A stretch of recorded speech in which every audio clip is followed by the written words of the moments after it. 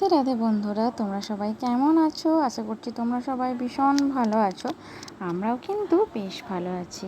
এখন ঘড়িতে বাজে ঠিক ভোর 4:30। তো আজকে অনেক দিন পর ঘুম থেকে উঠেই গিয়েছিলাম ছাদে। তো ভোর ভোর মানে দিনটা খুব সুন্দর আরম্ভ হলো, জানো তো। তো জানি না সারাদিন কেমন কাটবে, কিভাবে কাটবে। তো যাই হোক, সকালটা তো খুব ভালোই আরম্ভ হলো। তো এদিকে আজকে কিন্তু এখনও কেউ ঘুম থেকে ওঠেনি। তো সেই জন্য কেউ ঘুম থেকে যেদিনকে ওঠে না, সেদিনকে এই কাজগুলো আমাকে করতে হয়। তো প্রথমে বাইরেটা জল দিয়ে চলে এলাম, তারপর এই যে তুলসী মন্দিরটা ধুয়ে দিচ্ছি। তো প্রথমেই তো বাসি কাপড়টা চেঞ্জ করে নিলাম, তারপর আর কি ওসব করে আর এদিকে এরপর ব্রাশ করব আর কি।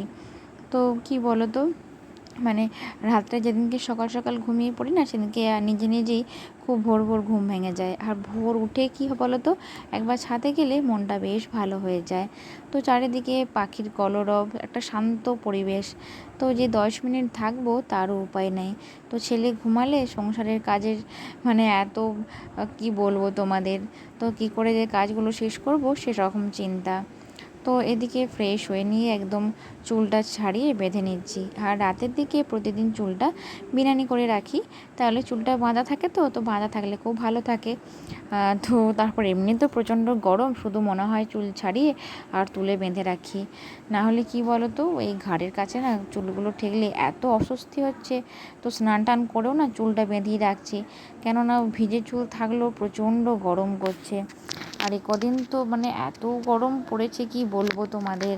আর কালকে বিকালে তো বেশ ভালো অন্ধকার করে ঘন মেঘ এলো, কিন্তু না হাওয়া দিয়ে সব মেঘ উড়ে চলে গেল, একটুও বৃষ্টি হলো না। তো বৃষ্টি হলে না একটু ঠান্ডা ঠান্ডা ভাব থাকে। তো যতদিন না ভালোভাবে বৃষ্টি হচ্ছে, ততদিন এই প্রচণ্ড গরম মনে হচ্ছে থেকেই যাবে। তো এদিকে আমার রুমটা ঝাড় দিয়ে নিলাম, ছেলে যেহেতু এখনও ঘুমাচ্ছে, আর এই গরমের জন্য তো একদম মশারি খাটাচ্ছি না।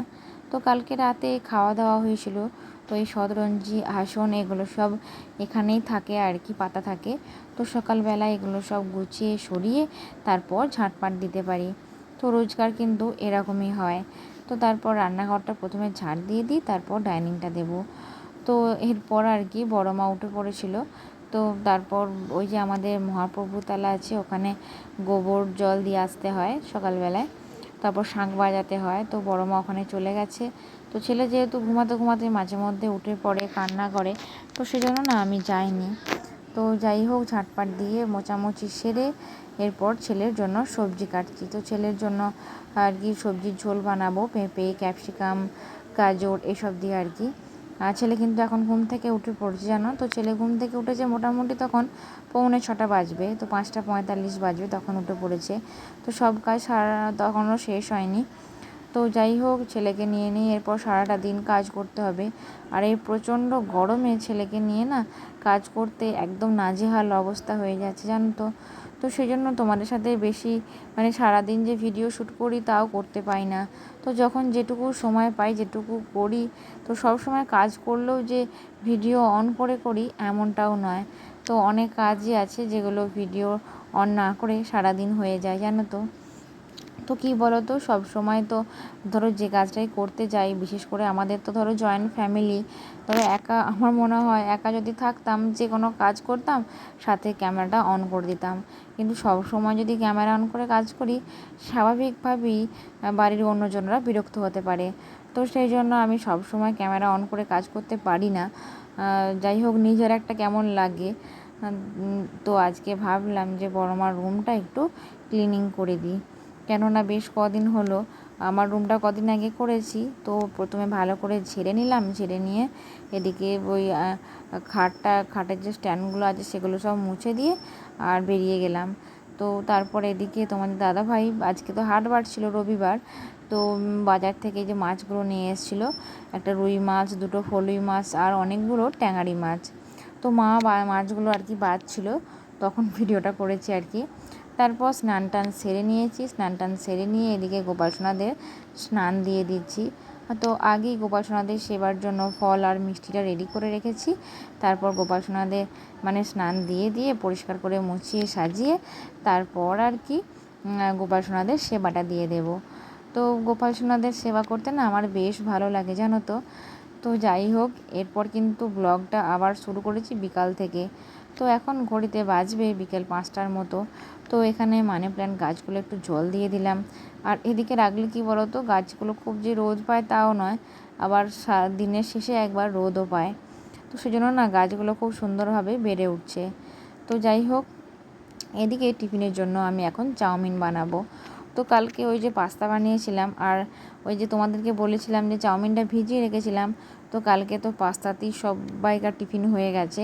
তো সেই জন্যই আর কি চাউমিনটা রয়েই গিয়েছিলো, তো ফ্রিজে রেখে দিয়েছিলাম। তো মেয়েকে সন্ধ্যাবেলার টিফিনে বানিয়ে দেবো। তো এদিকে একটা কাঁচা লঙ্কা ফেলে দিয়েছি, তারপর সস দিয়ে দিলাম, তারপর একটু পাস্তা মশলা দিয়ে আর চাউমিনটা দিয়ে দিলাম। তো চাউমিনটা আমি কিন্তু সেদ্ধ করিনি জানো তো, চাউমিনটা না জলে ভিজিয়ে দিয়েছিলাম। তো চাউমিন করার আগে না জলে ভিজিয়ে দিলে কী বলো তো, চাউমিনটা সেদ্ধ করতে হয় না, আর বেশ ঝরঝরে টাইপের হয়। আর একটু হাতে টিপে দেখে নিলেই হয় যে ঠিক মতো ভিজেছে নাকি, যেমন সেদ্ধ হলে আমরা চেক করি সেভাবে আর কি। তো দেখো, ভালোভাবে নাড়াচাড়া করে দিলাম যাতে সবটা মিশে যায়। তো কী বলো তো, মেয়েকে সচরাচর এগুলো দিই না, কিন্তু মেয়ে খেতে তো খুব ভালোবাসে। আর কি বলো তো, ওই চেহারার জন্য না এক এক সময় মানে ওর খেতে মন গেলেও সে খাবারগুলো আমি দিতে পাই না। তো সেই জন্য আমার খুব খারাপ লাগে, মনে হয় আমার ছেলে মেয়ে যেন সব সময় রোগা হয়। তো আমার ছেলে যেমন রোগা, আমি কিন্তু একদমই চাই না যে আমার ছেলের চেহারা হোক, মনে হয় সব সময় যেন আমার ছেলে রোগাই থাকুক। তো যাই হোক, এরপর কিন্তু বেগুন ভাজছি। তো আজকে রাতে হবে গরম ভাত, বেগুন ভাজা, আলু ভাতে আর একটা জিনিস ভাজবো।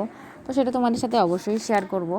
তো প্রথমে তো বেগুনগুলো ভেজে নিই, আর বেগুনগুলো ভাজার আগে কিন্তু এভাবে উল্টো দিক করে ছাড়তে হয়। তো এই বিষয়টা কিন্তু আমি আমার বোনের কাছ থেকে শিখেছি।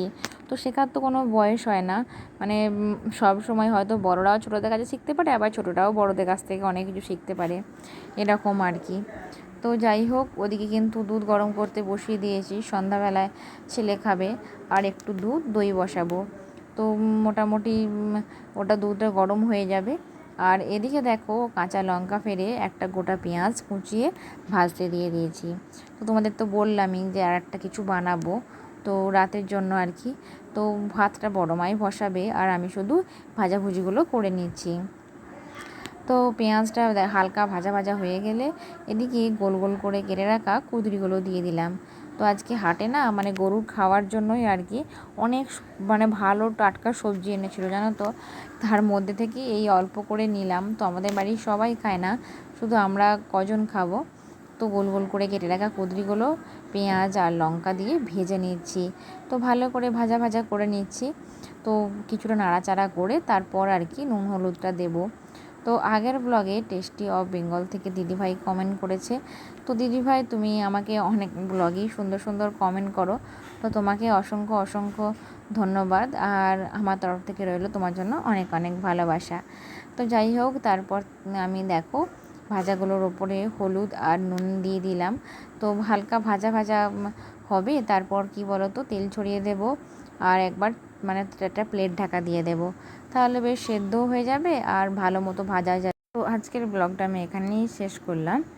রাধে রাধে।